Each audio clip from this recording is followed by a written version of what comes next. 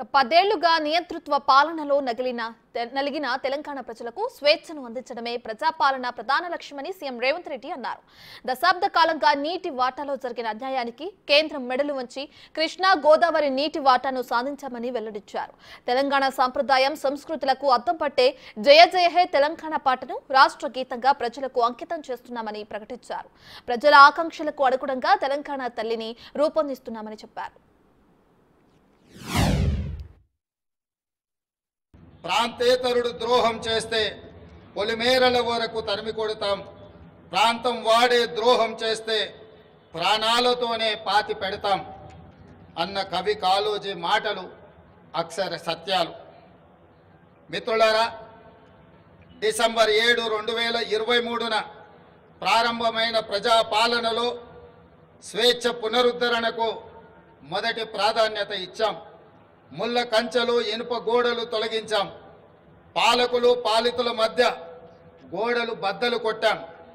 Municipal councillor నుండి ముఖ్యమంత్రి వరకు ప్రజలకు అందుబాటులో ఉండే పాలన తెచ్చాం. మేం సేవకులం తప్ప పాలకులం కాదన్న నిజాన్ని నిరూపించాం.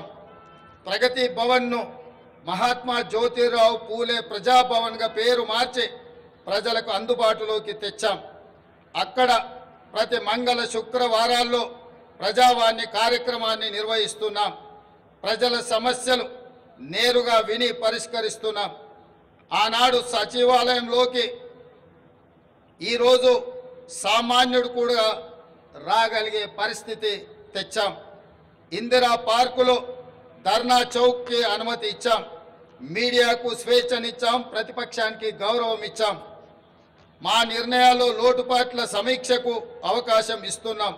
తప్పులు జరిగితే సరిదిద్దుకోవడానికి సిద్ధంగా ఉన్నాం.